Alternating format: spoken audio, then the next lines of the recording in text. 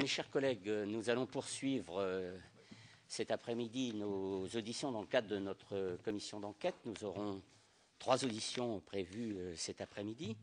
Nous allons commencer par l'audition de M. Dominique Strauss-Kahn, ancien ministre et surtout ancien directeur général du Fonds monétaire international. Monsieur le ministre, une commission d'enquête a ses règles que vous n'ignorez pas.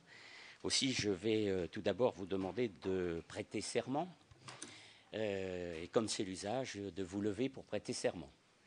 Monsieur Dominique Strauss-Kahn, prêtez serment de dire toute la vérité, rien que la vérité. Veuillez lever la main droite et dire « je le jure ». Je le jure, avec une précision toutefois, Monsieur le Président, si vous m'autorisez, c'est que les règles de l'organisme auquel j'ai appartenu, que vous venez de citer, le FMI, au travers de traités internationaux, m'enjoignent de ne pas révéler un certain nombre d'informations qui ont pu m'être transmises sous le sceau du secret. Et donc, sur ces informations-là, je vous prierai, le cas échéant, de m'excuser de ne pas les dévoiler. J'en prends acte, Monsieur le ministre. Peut-être à ce moment-là, si vous évoquez un sujet qui vous amène à garder confidentiel pour vous certaines informations, aurez-vous l'amabilité de le préciser? Bien sûr. Cette audition cet après-midi va se dérouler à l'image de celles qui se sont déroulées jusqu'à présent, c'est-à-dire que je vais vous donner la parole pendant 10 minutes, environ 10 minutes, pendant lesquelles vous pourrez retracer tout ce que vous avez envie de nous dire sur le thème très précis de notre commission, dont le caractère technique ne vous a pas échappé. Après quoi, différentes questions seront posées par notre rapporteur Éric Bocquet, qui alimentera un débat, éventuellement nourri par les membres de la commission. Et à la fin, éventuellement, si vous estimez que certaines choses que nous aurions dû vous demander ne l'ont pas été, je vous engagerai à le faire savoir à titre de conclusion. Avant que je vous donne la parole pour ces 10 minutes que je viens de vous préciser, mon collègue rapporteur Éric Bocquet voudrait faire une petite précision. Bien, merci, Monsieur le Président. Monsieur le Ministre, avant de vous entendre, j'ai souhaité rappeler que votre présence aujourd'hui, dans le cadre des auditions de cette commission, correspondait à un souhait unanime du bureau de la commission, qui a auditionné déjà plusieurs dizaines de personnes, qui en auditionnera d'autres d'ici la fin de ses travaux fixés à fin septembre. Et donc je voudrais apporter quelques précisions sur l'objet de notre commission d'enquête, qu'il n'y ait pas d'ambiguïté. Cette commission d'enquête, on la présente comme consacrée au rôle des banques. Bien sûr, c'est une dimension essentielle. Ceci nous intéresse fortement, mais notre attention est plus large et s'étend à l'ensemble des acteurs financiers, c'est-à-dire qu'elle couvre aussi les assurances, les gestionnaires de fonds, les investisseurs, mais aussi les entreprises non financières en leur fonction financière qui tendent à se développer, comme on le sait. Je lisais ce matin un article des Échos qui met en évidence le développement du shadow banking, la banque de l'ombre, ces dernières années, multiplié par 3 ces 10 dernières années. Voilà un acteur qu'il faudra certainement envisager. Par ailleurs, nous n'excluons pas les entreprises publiques de notre enquête, et ceci inclut les banques centrales, bien évidemment. Il faut aussi préciser ce que nous entendons par évasion des capitaux. Les capitaux, c'est bien entendu l'ensemble des richesses qui sont cristallisées dans des supports financiers ou monétaires. L'évasion, ce n'est pas n'importe quel flux de capitaux. Ce sont les mouvements de richesse qui ont pour but de soustraire celui qui les pilote à des règles fiscales ou réglementaires qui sont susceptibles de réduire le revenu qu'il peut espérer en retirer, et ce, sans nulle autre justification que de profiter de frottements dans les différents espaces de souveraineté. Il faut ajouter que la motivation économique de ces mouvements ferait autrement défaut. Pardonnez-moi d'avoir été un peu long sur ce préambule, mais je voulais bien situer la teneur de nos débats, leur sens, et en profiter pour indiquer que dans notre commission d'enquête, si nous nous intéressons aux fraudes réalisées sur et grâce au mouvement de capitaux, nous nous intéressons également plus largement au phénomène de prédation que nous paraît receler de plus en plus la vie financière contemporaine. Je voudrais par exemple rendre attentif chacun ici à l'innovation exceptionnelle à laquelle on a assisté. J'ai en tête la répudiation des dettes, qui est une vieille pratique de la vie financière, avec la répudiation d'emblée et massive des créances dans le cadre des subprimes, par exemple. C'est probablement une forme de première que la vie financière nous a infligée collectivement. Nous sommes par conséquent naturellement très attentifs à recueillir sur ces différents points votre témoignage en qualité, donc, comme le précisait notre président, d'ancien directeur général du FMI, qui a été un observateur, mais aussi un acteur dans la crise financière qui malheureusement continue d'exercer ses ravages, mais aussi en votre qualité d'ancien ministre de l'économie et des finances de notre République. Voilà, vous avez été destinataire d'un questionnaire qui n'est pas limitatif, il porte toutefois clairement la trace des préoccupations que je viens d'énoncer. Voilà ce que je voulais indiquer en préambule, Monsieur le Ministre, Monsieur le Président. Ce propos liminaire étant effectué, Monsieur le Ministre, je vous laisse la parole comme convenu pendant 10 minutes. Merci, Monsieur le Président, Monsieur le rapporteur, Mesdames, Messieurs les sénateurs. Je ne vais peut-être pas utiliser les 10 minutes que vous m'avez généreusement octroyées, parce que le sujet est si vaste qu'on ne sait pas très bien où l'arrêter. Je voudrais juste faire une brève remarque initiale et m'en remettre ensuite à vos questions et en effet à la liste de questions bien construite et déjà très large que vous m'avez transmise. Mais si d'autres questions viennent, elles sont évidemment les bienvenues. La brève remarque est la suivante. L'économie réelle, c'est-à-dire la production, les échanges, le marché du travail, constitue une discipline relativement assez simple. Et bien sûr, des progrès seront faits dans l'analyse dans les décennies qui viennent. Mais le corpus qui a été accumulé au cours du XIXe et du XXe siècle permet d'assez bien comprendre comment ces choses fonctionnent ou ne fonctionnent pas, mais en tout cas les instruments d'analyse sont assez bien définis. Là où ça devient infiniment plus compliqué, c'est lorsque dans ces modèles d'économie réelle, de description de l'économie réelle, on introduit la monnaie. Et là, ça n'est pas une complication de plus, c'est un autre monde dans lequel on rentre.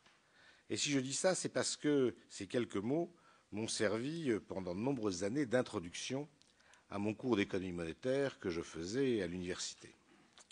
Je crois que, ce n'est pas ici qu'il faut le dire, à vous qui vous êtes spécialisés sur cette question, mais de façon générale, les agents, les citoyens, les commentateurs mesurent mal la différence qu'il y a entre ce qu'est l'analyse d'une économie non monétaire ou des aspects non monétaires d'une économie et ce qui se passe une fois qu'on introduit la monnaie ou, dans sa version plus moderne, l'ensemble de la finance. Si bien qu'il n'est pas surprenant que dans une économie mondiale qui est de plus en plus monétisée, et là aussi, pour prendre une version plus large et plus moderne, de plus en plus financiarisée, encore que les deux termes ne veulent pas dire la même chose, il n'est pas surprenant que l'analyse soit devenue très sophistiquée et qu'elle laisse souvent les responsables un peu démunis, parce que la plupart des raisonnements que l'on peut faire en matière d'économie réelle sont intuitifs, et beaucoup des raisonnements qui concernent les problèmes financiers sont au contraire contre-intuitifs. Et c'est donc à bon droit, je crois, que votre commission s'interroge, on dira sur le rôle des banques, même si le rapporteur a eu soin tout à l'heure de préciser que c'était une formule un peu cursive et que le champ était évidemment beaucoup plus vaste. En deux mots, mon opinion est la suivante, et encore une fois, je ne veux que faire un tour d'horizon très général et m'en remettre ensuite, si vous le voulez bien, aux questions que vous poserez. Évidemment, il y a énormément de dysfonctionnements dans ce système, et par ailleurs, des situations individuelles qui sont parfois très scandaleuses. Les dysfonctionnements ont des conséquences systémiques, et en ce sens intéressent la collectivité. Les scandales individuels n'ont pas de conséquences systémiques, mais touchent à l'équité et à l'image que l'on a de la vie en société, et de ce point de vue-là aussi, justifient que les pouvoirs publics s'en préoccupent. Donc évidemment, c'est un secteur, c'est sans doute vrai de tous les secteurs, mais plus que d'autres, où il y a à faire et où il faut que les pouvoirs publics, sous toutes leurs formes, nationales et supranationales, tentent de remédier à ces dysfonctionnements qui sont catastrophiques par moment, et la crise que nous avons commencé de vivre dès 2007, ou plutôt qui a émergé dès la fin de 2007 et qui se poursuit toujours sous d'autres formes, en est quand même une preuve manifeste, avec, les estimations varient, mais les quelques dizaines de millions de chômeurs qui peuvent lui être attribués. Donc, très évidemment, le système fonctionne mal, mais le point sur lequel je voudrais insister, c'est que, de mon point de vue, incriminer la finance dans le désastre économique que nous vivons en Europe en général et en particulier dans notre pays a pour moi à peu près la même pertinence qu'incriminer l'industrie automobile quand on parle des morts sur la route. Bien entendu, toute connaissance nouvelle pour améliorer le produit est bienvenue. Et si on a des voitures plus sûres, c'est mieux que si on a des voitures moins sûres. Si on est capable, en matière de réglementation des activités des banques et des institutions financières, d'améliorer leur fonctionnement et leurs produits, c'est très bien. C'est mieux que de ne pas le faire. Il faut le faire. Et dans un certain nombre de pays, et notamment dans le nôtre récemment, des textes ont été proposés pour essayer de faire que ce qui sort de cette industrie soit mieux calibré, présente moins de défauts. Mais en réalité, tout ceci me semble relativement mineur à côté du vrai problème qui est le comportement des utilisateurs. Et c'est cela que la société doit influencer. De la même manière que, pour reprendre et filer la métaphore sur l'automobile, le fait d'avoir des voitures plus sûres ne suffit pas. Il y faut des feux rouges, il y faut des limitations de vitesse, il y faut des gendarmes. De la même manière, modifier la façon dont fonctionne l'industrie financière, tout utile que ça soit, ne peut en rien être suffisant. Ce qu'il faut, c'est influencer le comportement des acteurs. Et les acteurs, ce sont des individus.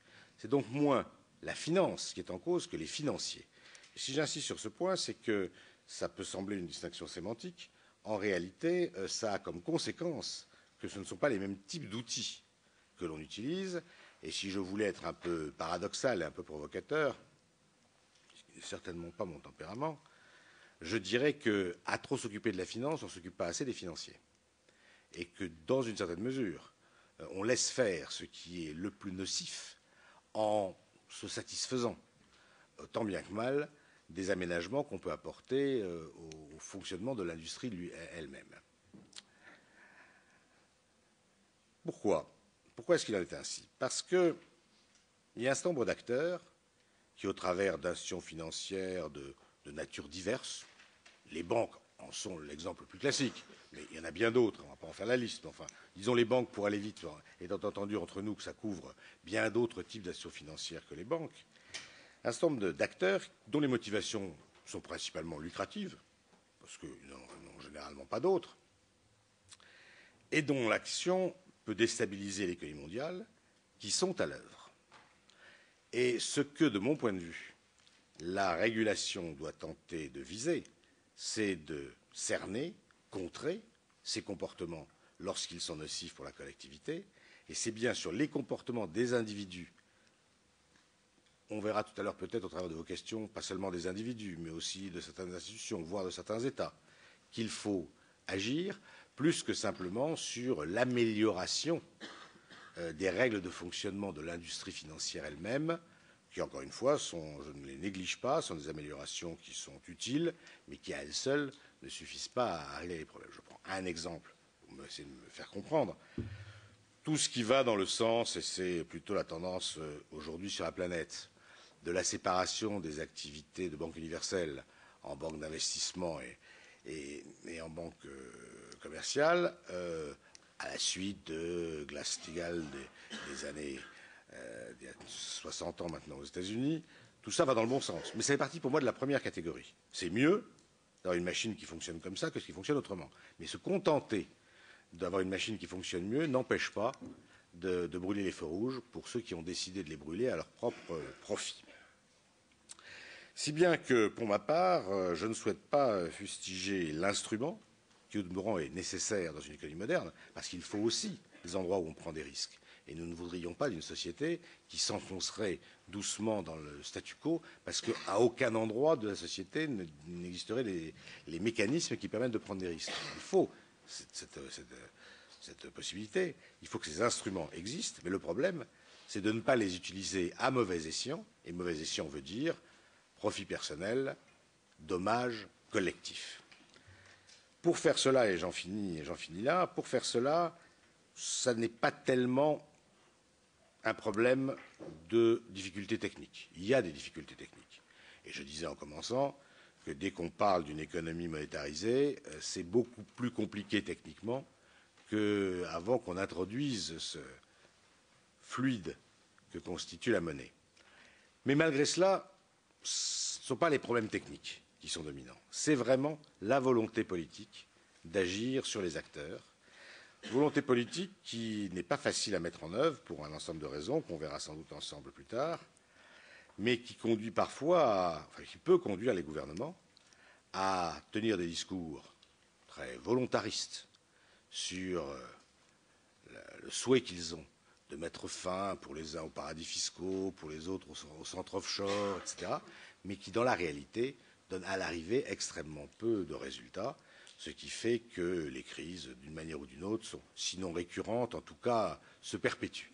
Et cela, ça n'est pas tellement, encore une fois, un problème technique. Parfois, il y a des problèmes techniques. Parfois, l'innovation financière à laquelle Monsieur le rapporteur faisait allusion tout à l'heure permet de contourner ces éternels conflits du glaive et du bouclier. Et le bouclier court toujours derrière.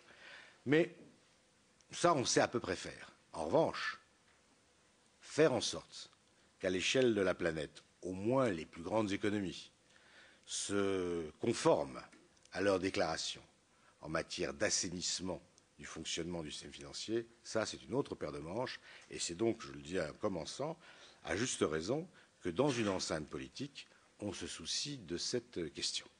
Maintenant, je me livre entièrement à toutes les questions que vous voudrez bien poser.